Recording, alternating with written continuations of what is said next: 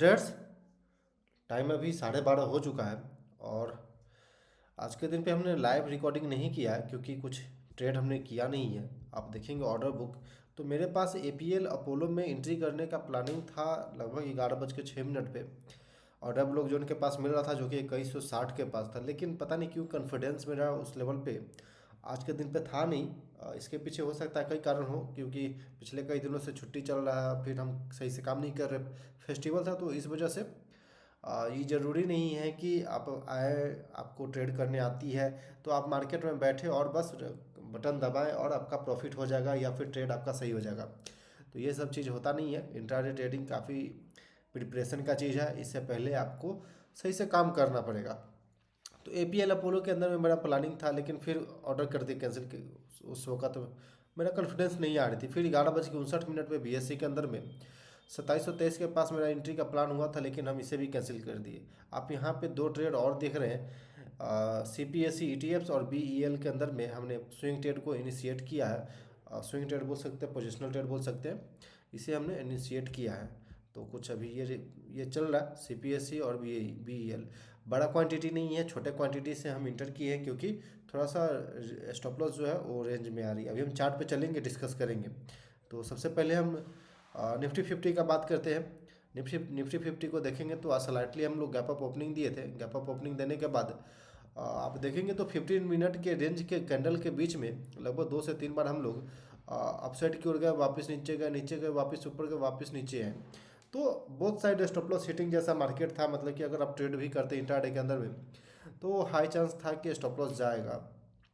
लेकिन lower level से आपको प्राइस एक्शन देखेंगे तो हायर हाई बन रहा है, यानी कि आई थिंक कि हमें बाइंग साइड का ही प्लानिंग करना चाहिए। और ये मेरा सिंपल थिंकिंग बोल रहा था, और प्रीवियस डे हाई के ऊपर हम लोग ट्रेड कर रहे थे, तो ये क्लियर कट हमें दिख रहा था कि हमें बाइंग साइड का ही प्लान करना चाहिए। इसलिए शॉर्ट साइड में जो भी ट्रेड मिला हम उसे कोशिश नहीं किए शॉर्ट करने का। शॉर्ट हम करते रेजिस्टेंस के पास ओवरऑल मार्केट आता तो फिर हम वहाँ पे हम प्लान करते। और निफ्टी 500 भी देखेंगे तो सेम यही दिख रहा था आज के दिन पे। गैप अप ओपनिंग खुले, देन इस रेंज के अंदर में कंसोलिडेट किया, वापस ये नीचे गया, ब्रेकडाउन दिया और सेलर को ट्रैप किया।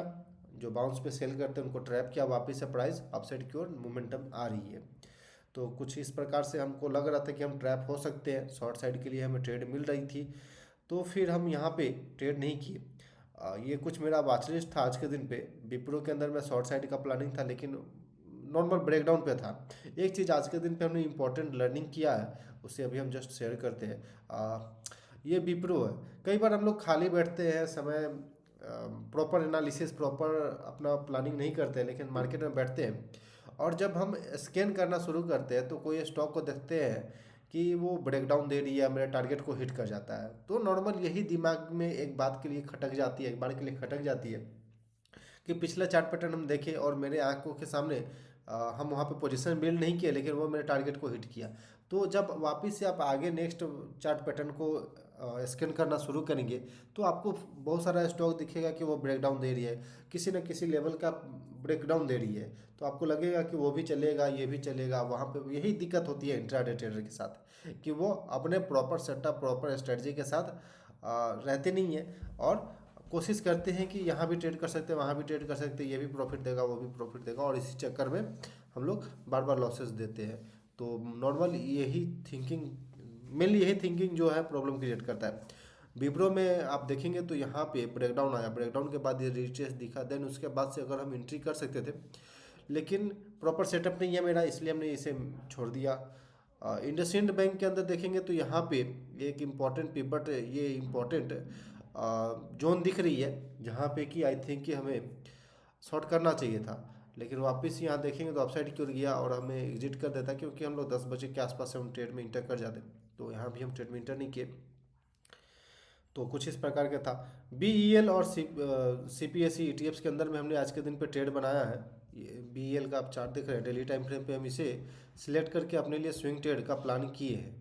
तो सिंपल चार्ट पैटर्न आप देख रहे हैं, एक सेकेंड। मेरा थिंकिंग सिंपल था ट्रेडर्स की, आज के दिन पे जो प्रीवियस डे पे काफ़ी ज़्यादा डाउन साइड की ओर मोमेंटम आया है, उसके बाद मेरा प्लानिंग सिंपल था कि आज के दिन पे जो भी स्टॉक पहले अपने स्विंग हाई को ब्रेक करेगा, प्रीवियस डे जो सेलिंग हुआ उस हाई को ब्रेक करेगा, हम वहाँ पे एंट्री का प्लान करेंगे। तो ट्रेड्स ये कुछ इस प्रकार ये रेंज बनाया, रेंज मतलब कि वीसीपी पैटर्न भी क्लियर कट दिख रही है। एक स्ट्रॉन्ग कैंडल के साथ अपसाइड की ओर गया, वापस ये रिटेस्ट किया अपने डिमांड जोन को, और देन डिमांड काफ़ी स्ट्रॉन्ग था तो ये कैंडल इस पिवट का ब्रेकआउट आया, तो फिर हम यहाँ पे इंटर कर दिए अपने ट्रेड को, सिंपल। अब ये ऐसा जरूरी नहीं है कि हम परफेक्ट जगह पे इंटर कर सकते हैं, ऐसा नहीं होता है। कई बार आपको थोड़ा सा एक्सटेंडेड पे भी एंट्री करना होता है। जब प्राइस आपसे आपके डायरेक्शन में मूव कर रहा है तो एंट्री करना ही होता है। C P S C E T Fs, ये एक सेकेंड आपको दिखाते हैं, Nifty C P S C chart pattern पे आपको दिखाते हैं। तो Nifty C P S C का ये चार्ट पैटर्न देख रहे हैं, प्रीवियस कई वीडियो में हम अपने स्विंग ट्रेड वाले वीडियो में कई बार हमने डिस्कस किया है। ये हमारे लिए एक स्ट्रॉन्ग चार्ट पैटर्न है, और यहाँ पे आप देखेंगे तो ट्रेड्स यहाँ पे ब्रेकआउट दिया, वापस रीटेस्ट किया, और स्लोली स्लोली फॉलो थ्रू आ रही। कभी भी हम लोग डिस्कस करते हैं वीडियो में लर्निंग पर्पज से, तो फॉलो थ्रू आना चाहिए प्राइस के अंदर में। तो यहाँ पे क्लियर कट हमें फॉलो थ्रू दिख रही है प्राइस के अंदर में। तो यहाँ पे अभी हम छोटा सा पोजीशन बिल्ड किए हैं और होल्ड कर रहे हैं, होल्ड कर रहे हैं। पोजीशन बिल्ड करने के बाद होल्ड कर रहे हैं, देखते हैं क्या होती है।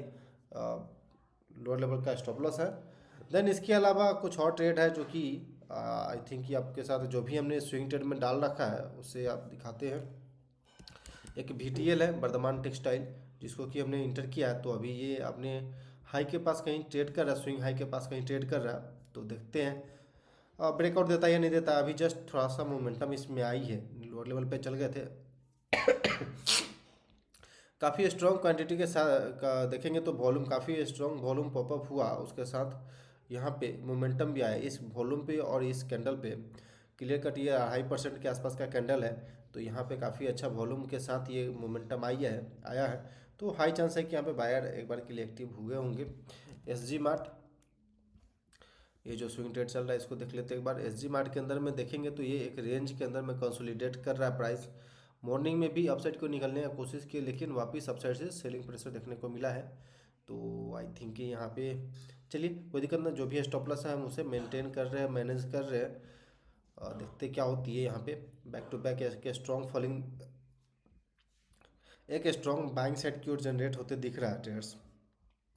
तो अब नीचे भी गिरता है तो ट्रेड्स हम कुछ ना कुछ यहाँ से पैसा ले करके ही जाने वाले हैं अब, क्योंकि स्टॉप लॉस मेरा 823 का है, 423 का है, और एंट्री मेरा कहीं इधर कहीं का है। तो आई थिंक कि ठीक है, होल्ड करते हैं ट्रेड को, देखते हैं क्या होती है।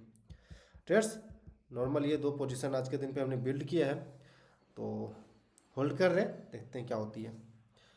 इंट्राडे के अंदर में जब तक प्रिपरेशन ना हो, proper preparation, proper planning, proper analysis ना हो, तब तक आपको अवॉइड करना चाहिए ट्रेड से। बस ये एक इम्पॉर्टेंट लर्निंग है। Okay traders, thanks for watching this video, please like and subscribe my YouTube channel for more updates.